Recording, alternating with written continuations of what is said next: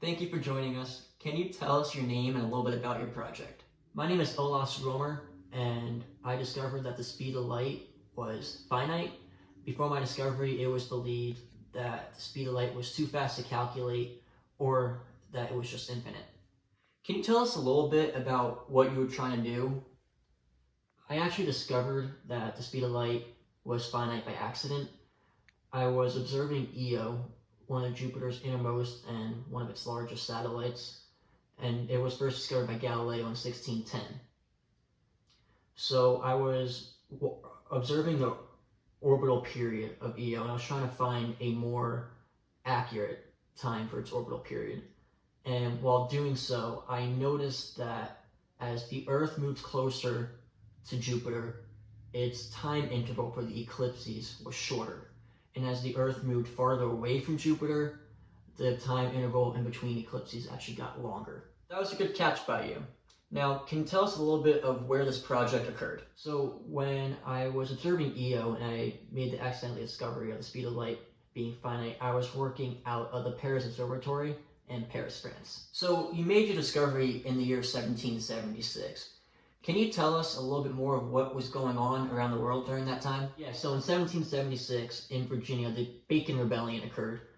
Virginia is one of the 13 colonies in America, and it was one of the very first events that ended up leading towards the American Revolution. The Bacon Rebellion was basically a disagreement between the colonists and the governor of Virginia of how to handle Native Americans.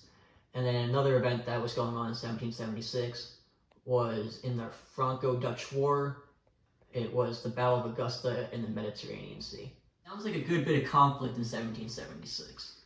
Now, back to you. Can you tell us about anyone else who helped with your project? So yeah, while I was the one who noticed that there was a difference in times between the eclipses, like I said earlier, as the Earth moved towards Jupiter's orbit, the eclipses occurred about 11 minutes earlier, and as the Earth moved farther, it occurred about 11 minutes later than its average that I had before. A Dutch scientist by the name of Christian Huygens, he was the first one to do the actual arithmetic on it, and he calculated that the speed of light was 131,000 miles per second, which at the time was a very good guess and a very good estimate of what it actually is, because my calculations were just a little bit off of the time. So is there anything else that you would like to tell us about your specific role in this project? Yeah, so like I said earlier, I was an astronomer working out of the Paris Observatory. I didn't mean to discover the speed of light, but when I was just observing Io, I just made the connection. Well, it seems like that connection that you made a very big impact on the physics community. Can you tell us a little bit more about that? Yeah, my discovery of the speed of light was the first to figure out that it was finite.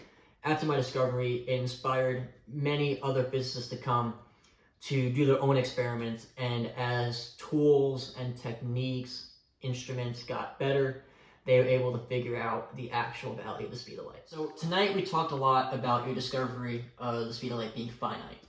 Can you tell us a little bit more of the goal of the work that you were doing while you made that discovery to wrap it up? Yeah, so the goal of my work at the time before I discovered the speed of light was finite was based off of Galileo's suggestion that the satellites of Jupiter could be used as a clock in the sky.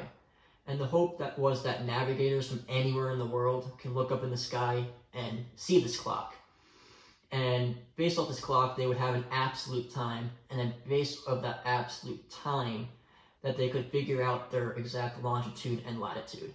Alright, so unfortunately that looks like that's all the time we have for tonight. I want to thank you for joining us and wish you well.